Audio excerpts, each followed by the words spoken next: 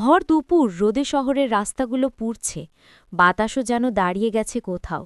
থানার বারান্দার পাশে এক বৃদ্ধ চাওয়ালা অলস ভঙ্গিতে কাপ ধুচ্ছিল। তখনই হঠাৎ দরজা ঠেলে ঢুকে পড়ল একটা মেয়ে। তার চোখ লাল, মুখে ধুলার দাগ, চুল এলোমেলো, শাড়িটা আধভাঙা, শরীরে কোথাও কোথাও ছেঁড়া, হাঁপাচ্ছে, যেন অনেকক্ষণ দৌড়ে এসেছে। থানা ভর্তি পুলিশ সদস্যদের চোখ একসঙ্গে তার দিকে ঘুরে গেল। কে আপনি? কি হয়েছে? দায়িত্বে থাকা কনস্টেবল হরিরাম এগিয়ে এলো। মেয়েটা থমকে দাঁড়াল, গলা শুকিয়ে গেছে।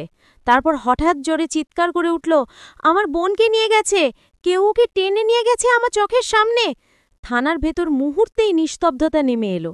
সাব ইন্সপেক্টর প্রদীপ সিং ডেস্ক থেকে উঠে দাঁড়ালেন, বললেন, শান্ত হও মেয়ে, আগে বসো। কি হয়েছে ভালো করে বলো। মেয়েটা কাঁপা কাঁপা হাতে টেবিলের পাশে বসে পড়ল। তার নাম অমৃতা ঘোষ, বয়স 20 হবে, পাশের গ্রাম জলপাইডাঙ্গা থেকে এসেছে। অমৃতা ধীরে ধীরে কথা বলল। আমি আর আমার বোন অনন্যা, আমরা 2 বোন। বাবা মারা গেছেন 5 বছর আগে। মা আমাদের নিয়ে শহরে কাজ করতে এসেছিলেন, কিন্তু অসুস্থ হয়ে পড়লেন। তখন থেকেই আমি মানুষের বাড়িতে কাজ করি, আর অনন্যা কলেজে পড়ত। আজ সকালে আমাদের এলাকায় হঠাৎ এক ট্যাক্সি দাঁড়ায়। 3 জন লোক নেমে আমাদের বাসার কাছে আসে। আমি তখন ঘরের ভেতরে কাপড় ধুচ্ছিলাম। অনন্যা বারান্দায় ছিল। হঠাৎ আমি চিৎকার শুনি। দৌড়ে বাইরে যেতেই দেখি একটা লোক ওর মুখে কাপড় চেপে ধরছে। অন্য 2 জন গাড়ির দরজা খুলে টানছে। আমি ছুটে যেতেই তারা আমাকে ধাক্কা মেরে ফেলে দেয়। তারপর গাড়ি ছুটে যায়। অমৃতার গলা কেঁপে উঠল। আমি ওদের গাড়ির নম্বরটা দেখেছিলাম, WB17K6932। তারপর থেকে খুঁজতে খুঁজতে থানায় চলে এসেছি। প্রদীপ সিং সঙ্গে সঙ্গে নোটবুক খুলে নিলেন। গাড়ির নম্বরটা ঠিক আছে তো? হ্যাঁ স্যার, আমি ভুল করিনি। তিনি হরিরামকে বললেন, তৎক্ষণাৎ কন্ট্রোল রুমে নম্বরটা পাঠাও, ট্র্যাক করতে বলো। হরিরাম দৌড়ে বেরিয়ে গেল। অমৃতার দিকে তাকিয়ে প্রদীপ সিং বললেন, তোমাদের কোনো শত্রু আছে? কারোর সঙ্গে ঝামেলা? না স্যার, আমরা গরিব মানুষ, কারোর সঙ্গে শত্রুতা রাখার সামর্থ্যই নেই। তাহলে কেউ ওকে কেন নিয়ে যাবে? অমৃতা চুপ, তার চোখে জল। আমি জানি না স্যার, কিন্তু ওর ফোনে কয়েকদিন ধরে একটা অচেনা নাম আসতো। আর কে নামে? আমি জিজ্ঞেস করলেও কিছু বলতো না। প্রদীপ সিং একটু ভুরু কুচকালেন। মোবাইলটা এখন কোথায়? ওর হাতেই ছিল, ওরা সেটা নিয়েও গেছে। একটা ঠান্ডা বাতাস যেন হঠাৎ থানার জানালা দিয়ে ঢুকে পড়ল। প্রদীপ সিং জানতেন, এই শহরে নারী নিখোঁজ মানে সাধারণত 2টাই সম্ভাবনা, মানব পাচার বা প্রতিশোধ। তিনি তৎক্ষণাৎ একটি টিম পাঠালেন শহরের সীমানা পেরিয়ে থাকা 3টি গেট চেকপোস্টে, এবং নিজে অমৃতাকে নিয়ে রওনা হলেন ঘটনাস্থলে।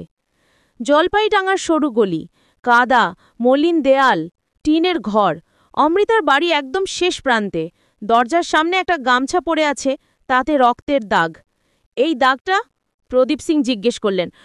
যখন ওরা আমাকে ধাক্কা মারে তখন আমার মাথায় লেগেছিল, ওখান থেকে রক্ত পড়েছিল স্যার। পুলিশ চারদিক ঘুরে দেখল।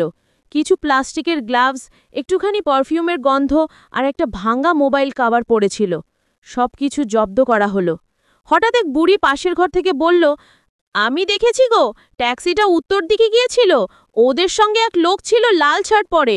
ওই লোকটাকে আগেও একবার বাজারে দেখেছি, রবিবাবুর দোকানের সামনে। রবিবাবুকে? বাজারের বড় ব্যবসায়ী, অনেক টাকা, অনেক গাড়ি। প্রদীপ সিং মাথা নাড়লেন। সবকিছু যেন এক এক করে জুড়তে লাগল। সন্ধ্যা নামতে টিম খবর নিয়ে ফিরল। স্যার, গাড়িটা একটা ভাড়া ট্যাক্সি, কিন্তু আজ দুপুর থেকে সেটা ট্র্যাকার বন্ধ ছিল। গাড়ির মালিক বলছে সেটা আজ সকালে এক লোক রবি শর্মার নামে বুক করেছিল। প্রদীপ সিং ফোন হাতে নিলেন। ঠিক আছে, ওর ঠিকানা নিয়ে চলো। রবি শর্মা শহরের বড় ব্যবসায়ী, তার দোকান শহরের বাজারে। থানার জিপ গিয়ে থামতেই দোকানের সামনে লোক জমে গেল। রবি একটু ভয় পেয়ে গেল। কি হয়েছে অফিসার? একটা মেয়ে অপহরণের মামলা হয়েছে, তোমার নামে গাড়ি বুক করা হয়েছে। কি বলছেন? আমি তো আজ দোকানেই ছিলাম। তবুও থানায় আসতে হবে কিছু প্রশ্নের উত্তর দিতে। রবি চুপচাপ গেল। থানায় নিয়ে গিয়ে জেরা শুরু হলো। তুমি কি অমৃতা ঘোষ বা অনন্যা ঘোষকে চেনো? রবি কিছুক্ষণ ভেগে বলল, না, আমি নাম শুনিনি। তাহলে তোমার নামে ট্যাক্সি কে বুক করল? হয়তো কেউ আমার নাম ব্যবহার করেছে। তোমার দোকানে কে কে কাজ করে? 3 জন, রমেশ, বিজয় আর মনোজ। প্রদীপ সিং সঙ্গে সঙ্গে তাদের ডেকে পাঠালেন। 3 জনের মধ্যে একজন কাঁপছিল, নাম মনোজ। মনোজের চোখে অস্থিরতা। প্রদীপ সিং টেবিলে হাত চাপড়ে বললেন, মনোজ, সত্যি বললে ভালো হবে, মিথ্যে বললে এক্ষুনি জেলে পাঠাবো। মনোজ হঠাৎ ভেঙে পড়ল। স্যার, আমি কিছু জানি। রবিবাবু নয়, রমেশই ওই ট্যাক্সি ভাড়া করেছিল। কেন? ও বলেছিল কিছু মাল ডেলিভারি দিতে হবে। আমি বুঝিনি ওর মানে কি ছিল। পরে শুনেছি এক মেয়ে কিডন্যাপ হয়েছে। রমেশের বাড়িতে হানা দিল পুলিশ। বাড়ি ফাঁকা, কিন্তু বিছানার নিচে পাওয়া গেল এক লাল শার্ট, ঠিক সেই রঙের যা অমৃতা বর্ণনা করেছিল। বাড়ির ভেতর থেকে আরও পাওয়া গেল একটা ফোন, অনন্যার ছবি আর কিছু অডিও মেসেজ। একটাতে শোনা যাচ্ছিল, অনন্যা, আমি তোকে ভালোবাসি, তুই না বললে আমার জীবন শেষ হয়ে যাবে। রেকর্ডিং শেষে একটা হুঁশিয়ারি, তুই যদি কারোর সঙ্গে সম্পর্ক করিস আমি তোকে নিয়ে যাব। প্রদীপ সিং শিউরে উঠলেন। সব পরিষ্কার, রমেশ অন্যান্যকে ভালোবাসত, কিন্তু ও রাজি না হওয়ায় প্রতিশোধ নিতে অপহরণ করেছে। এখন শুধু রমেশকে ধরার পালা। 2 দিন কেটে গেল, অমৃতা ঘুমাতে পারছে না। থানার বেঞ্চেই বসে থাকে, বারবার বলে, স্যার, ওকে খুঁজে বের করুন প্লিজ। 3য় দিন রাতে খবর এলো, এক গ্রামীণ রাস্তায় একটা পুরানো গুদামে আলো জ্বলছে, ভেতরে 3 জন সন্দেহভাজন মানুষ দেখা যাচ্ছে। প্রদীপ সিং সঙ্গে সঙ্গে রওনা দিলেন। গাড়ির হেডলাইট বন্ধ করে পুলিশ দল গুদামের দিকে এগিয়ে গেল। ভেতর থেকে হাসির শব্দ, মদের গন্ধ, একটা মেয়ের কান্নার আওয়াজও আসছে। দরজা ভাঙো! থাম থাম থাম! দরজা ভেঙে পুলিশ ঢুকে পড়ল। ভেতরে রমেশ আর তার 2 সঙ্গী অবাক হয়ে তাকিয়ে আছে। এক কোণে চেয়ারে বাঁধা অনন্যা, মুখে কাপড়, চোখে আতঙ্ক। হাত ওপরে তোলো! এক মুহূর্তে সব শেষ। রমেশদের গ্রেপ্তার করা হলো, অনন্যাকে মুক্ত করা গেল। থানায় ফিরেই অনন্যাকে চিকিৎসা দেওয়া হলো। অমৃতা ছুটে এসে অনন্যাকে জড়িয়ে ধরল, কেঁদে ফেলল। তুই ঠিক আছিস না? অনন্যা শুধু মাথা নাড়ল, চোখে জল। কিন্তু এখানেই শেষ নয়। প্রদীপ সিং রমেশকে জেরা শুরু করলেন। তুই এই কাজ করলি কেন? রমেশ চুপ করেছিল অনেকক্ষণ, তারপর বলল, ও আমাকে ঠকিয়েছে স্যার। আমি ওকে ভালোবাসতাম। ও প্রতিদিন আমার দোকানে আসতো, আমার সঙ্গে হাসতো। আমি ভেবেছিলাম ও আমাকে চায়। তারপর একদিন দেখলাম ও কলেজের এক ছেলের সঙ্গে যাচ্ছে। তখন মাথা গরম হয়ে গেল। আমি ভাবলাম ওকে শিক্ষা দিতে হবে, তাই ওকে অপহরণ করি, বন্ধুদের সাহায্য নিই। আর অমৃতাকে মারলি কেন? ও বাধা দিয়েছিল। প্রদীপ সিং গলা শক্ত করে বললেন, তোর এই শিক্ষা তোর জীবনের শেষ শিক্ষা হবে।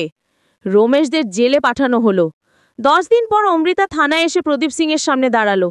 স্যার, আমি জানি আপনি না থাকলে আমার বোন আজ বেঁচে থাকতো না। আমরা দুজনেই কৃতজ্ঞ। প্রদীপ সিং হেসে বললেন, এটা আমার কাজ, কিন্তু তুমিই সাহস দেখিয়েছিলে। যেভাবে থানায় এসে লড়লে সেটা অনেক বড় ব্যাপার। অমৃতা মাথা নিচু করে বলল, মেয়েরা অনেক সময় চুপ থাকে স্যার। আমি চুপ থাকলে আজ আমার বোনের কি হতো জানি না। তার চোখে তখন রোদ পড়ছে। দুপুরে সেই ভয়ঙ্কর মুহূর্তের বদলে এখন সেখানে শান্ত আলো। 2 সপ্তাহ পর এক চমৎকার ঘটনা ঘটল। থানায় ফোন এলো, স্যার, রবি শর্মা আত্মহত্যা করেছে। প্রদীপ সিং হতভম্ব। কেন? রবির ঘরে পাওয়া গেল একটা নোট। আমি জানতাম রমেশ ওই কাজ করবে। আমি তাকে থামাইনি, কারণ আমিও অনন্যাকে ভালোবাসতাম। কিন্তু এখন আমার পাপের বোঝা আমি বইতে পারছি না। পুরো কেসটা যেন নতুন মোড় নিল। ভালোবাসা, অধিকার, প্রতিশোধ সব মিলে তৈরি হলো এক অন্ধকার চক্র। 3 মাস পর অনন্যা ধীরে ধীরে স্বাভাবিক জীবনে ফিরে এলো। কলেজে ভর্তি হলো নতুন করে, পাশে সবসময় অমৃতা। একদিন বারান্দায় বসে বলল, দি, আমি ভেবেছিলাম আমি শেষ, কিন্তু এখন মনে হয় বেঁচে থাকা মানে লড়াই করা। অমৃতা হেসে বলল, লড়াই করবি ঠিকই, কিন্তু ভালোবাসাটাও ভুলবি না, কারণ সব পুরুষ রমেশ নয়, কিছু মানুষ প্রদীপ সিংও আছেন। দুজনের মুখে তখন সূর্যের আলো পড়ছে, দূরে থানার সাইরেন বাজছে, নতুন কোনো কেসের ডাক। অমৃতা উঠে দাঁড়ালো। তার চোখে এখন আর আতঙ্ক নেই, আছে সাহস। সেই দিন থানার ভর দুপুরে যে মেয়েটি নির্যাতিত অবস্থায় ঢুকে পড়েছিল, সে শুধু নিজের বোনকে নয়, এক সমাজকেও জাগিয়ে তুলেছিল। প্রদীপ সিং পরে জনমাধ্যমকে বলেছিলেন, এই মেয়েটি আমাদের মনে করিয়ে দিয়েছে যে অভিযোগ করা মানে সাহস দেখানো, আর সাহসী পারে অন্যায়ের মুখে আলো জ্বালাতে।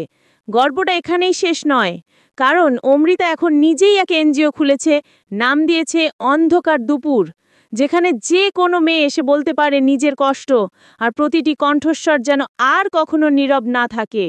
এই গল্পে যেমন আছে বোনের ভালোবাসা, তেমনি আছে সমাজের বাস্তব চিত্র, পুলিশের মানবিক দিক, আর প্রতিশোধের অন্ধকার মনস্তত্ত্ব।